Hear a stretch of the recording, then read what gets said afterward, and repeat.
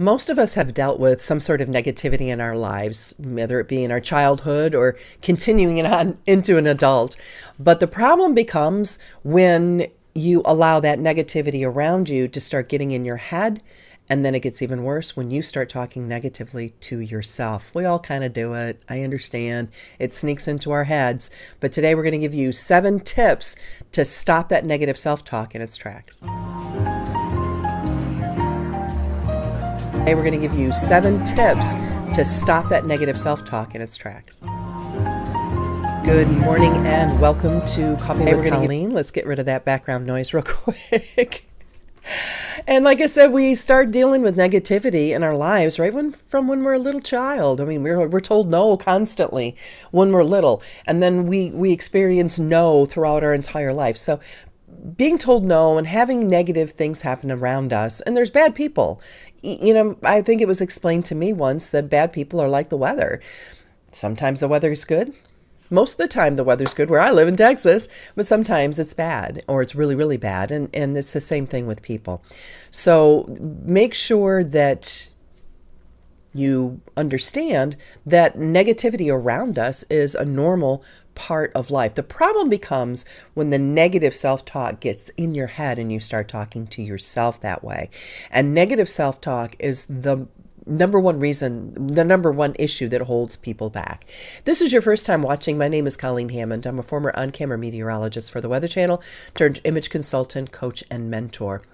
I started to realize that if women only knew how easy it was to niche down on their style, that they would look and feel amazing. So I created a do-it-yourself style academy so that women could create their own style and walk out of the house every day with confidence, knowing that they looked amazing and they would feel fascinating.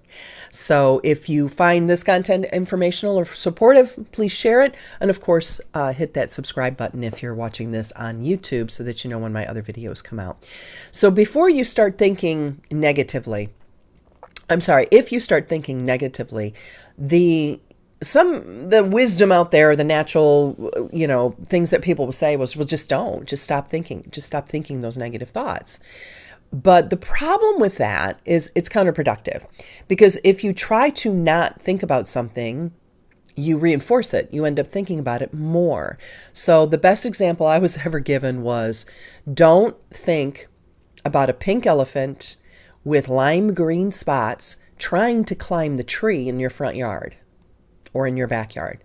Don't think about that elephant. Just stop thinking about that elephant right now. I don't want you to think about the pink elephant with the spots trying to climb a tree. So when you try to not do something, you end up reinforcing it and thinking about it even more.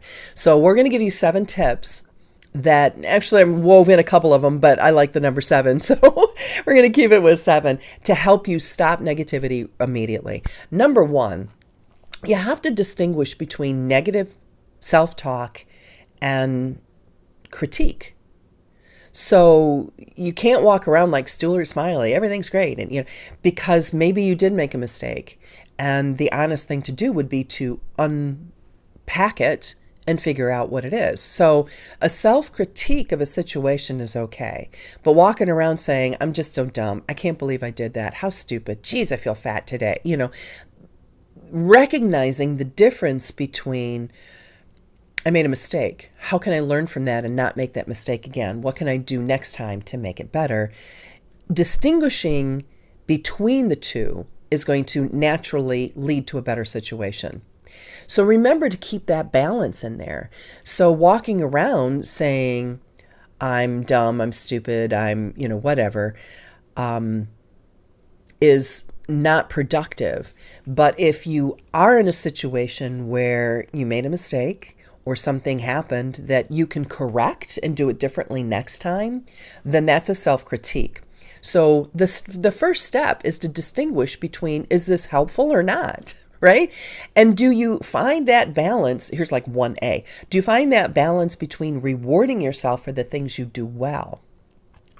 So making a reward list, right? Every time that you do something that's good.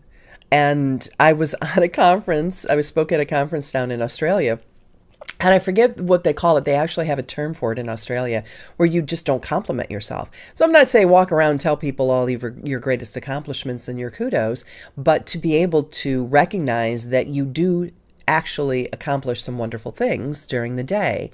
And how well did you clean that toilet? I just remember when I was surrounded with 4 children and homeschooling and I was in the depths of being mom, that was sometimes, you do the best with the situation that you're given. And sometimes at the end of the day, it was like, I made a great dinner.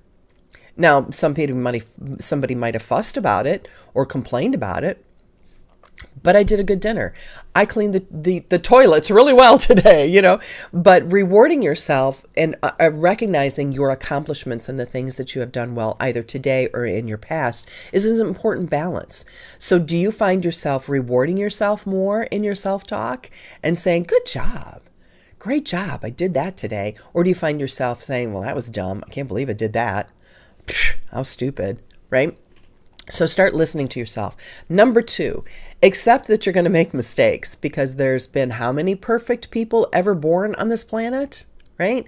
If you beat yourself up when you fail, then you're in for a really rough road, right? So because you're going to fail, you're going to make mistakes, you're going to do things wrong, and realize that it's a gift.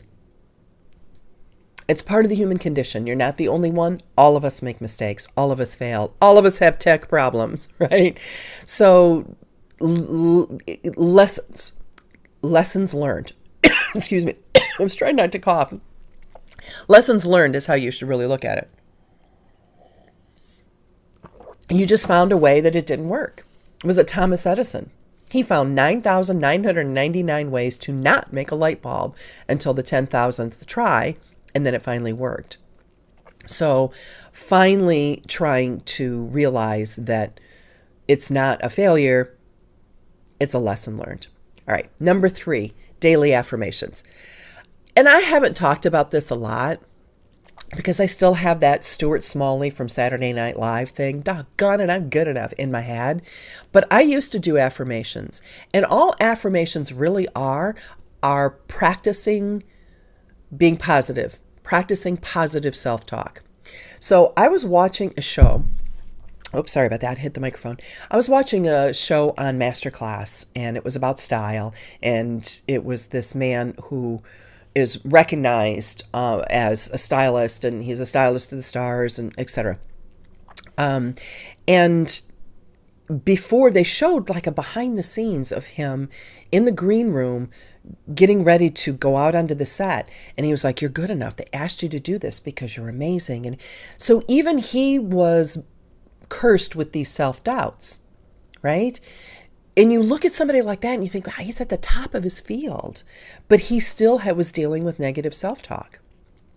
So just seeing him standing in front of the mirror, I thought, well, you never outgrow positive affirmations. And as a cappuccino member in the Cafe Club, I have given you a list of 50 affirmations, just in general affirmations. And I think there's 25 affirmations listed specifically for moms on helping you be a better mom. And I'm an empty nester, and I found a lot of these, and some of them I wrote myself, but I found that these were really, really productive for me when I was a mom to be a better mom. So for your bonus in this particular episode for Cappuccino members, that's inside of your bonus section. So you want to repeat the affirmations, write them out on a piece of paper. Anytime you write them by hand, not type, but write them on a piece of paper with a pen or pencil with your own handwriting, it reinforces these thoughts.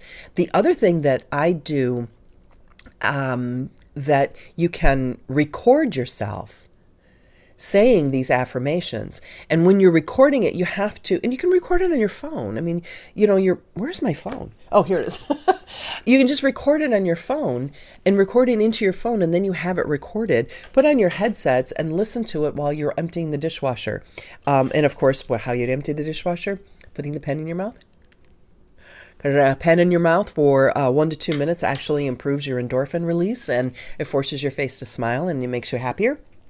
So if you're listening to these affirmations that you have recorded in your own voice and they're in your head, being pumped into your earbuds, into your ears, into your brain, it also gives it more affirmation because it is your own voice. And so you're training yourself to think positively about yourself. And the more you do it, the more natural it becomes. The first time you do it, it feels ridiculous.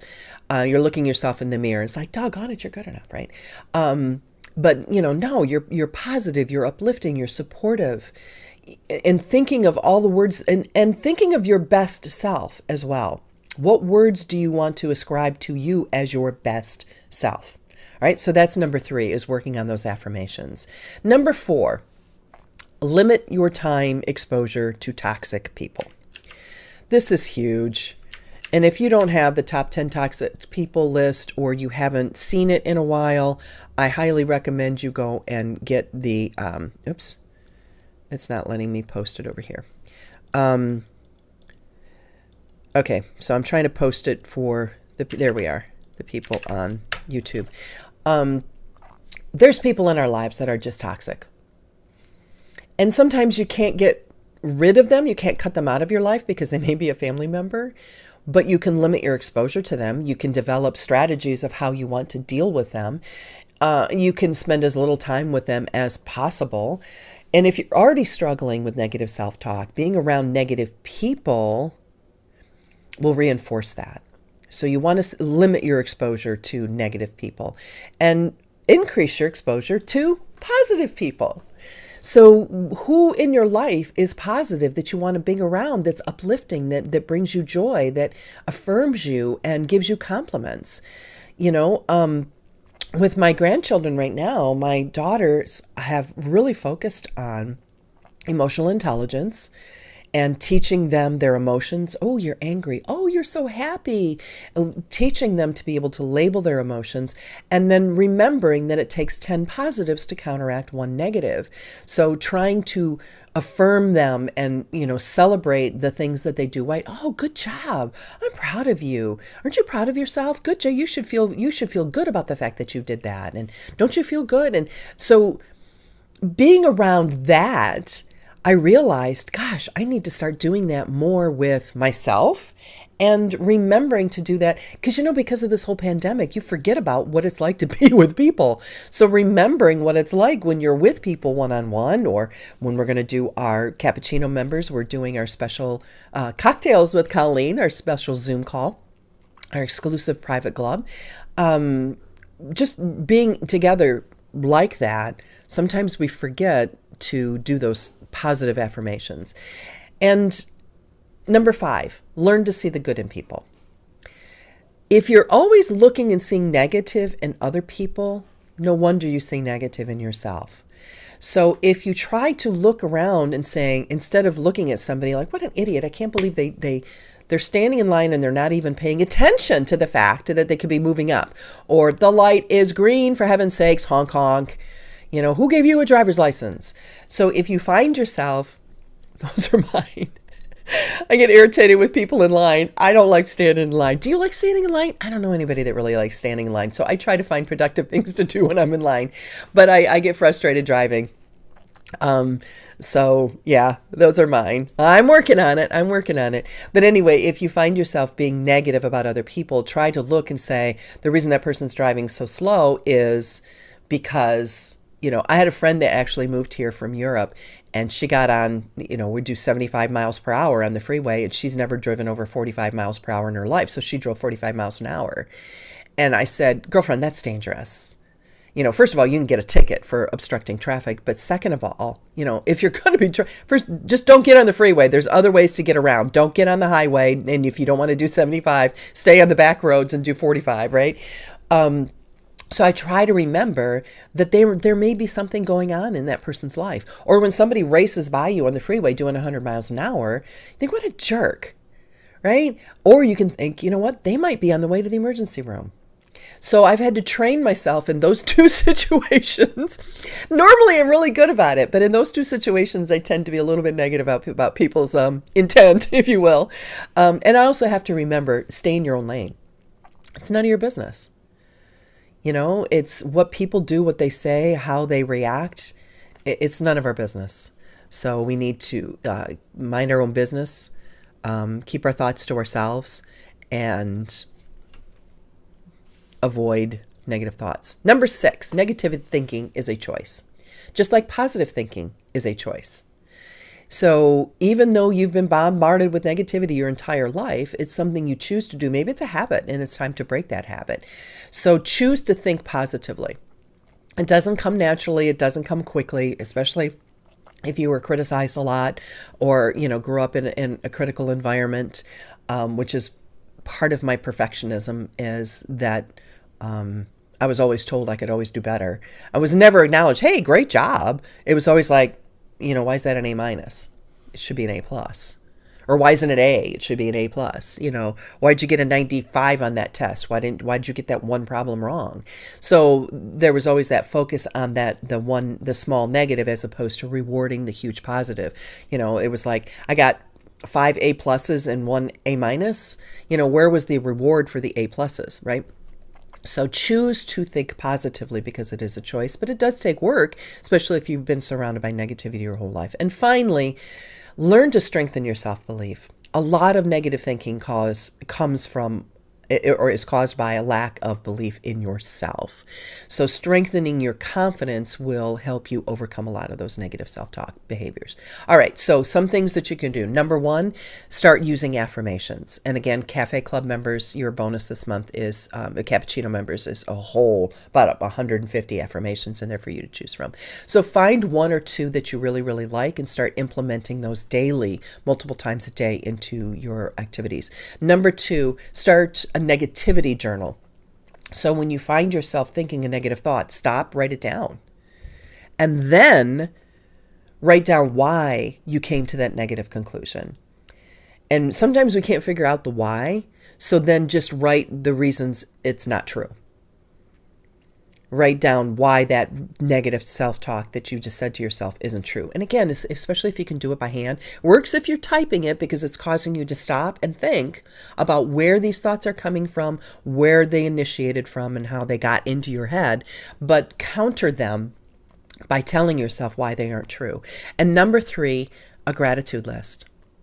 Trying to remember every night in bed, put a smile on your face and think about your family in your life that you're grateful for, the people in your life that you're grateful for, the work that you do that you're grateful for, anything that you can think of. And also, if you want to learn more about this, below this, either on YouTube, Facebook, or wherever you're watching it, there are a list of books.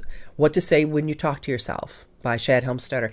And Shad Helmstetter has tons, and I could have listed all of his books, but I didn't. That is the first book I ever read decades ago on self-talk. Maxwell Daily Reader has 365 days of self-reflection and positive thoughts. Silencing the Lies That Steal Your Confidence. I'm halfway through that one. 365 Days of Positive Self-Talk is another real good one. Me, Myself, and Lies. What to Say When You Talk to Yourself is great. And of course, Brene Brown. Can't do anything about this type of a topic without discussing Brene Brown. The Gifts of Imperfection. So those links are included below and in the show notes. Alrighty. So hopefully those tips were helpful to you. Which one are you going to try? Which one are you going to implement today and start switching your thoughts from negative to positive? All right. I love you. We'll see you next time.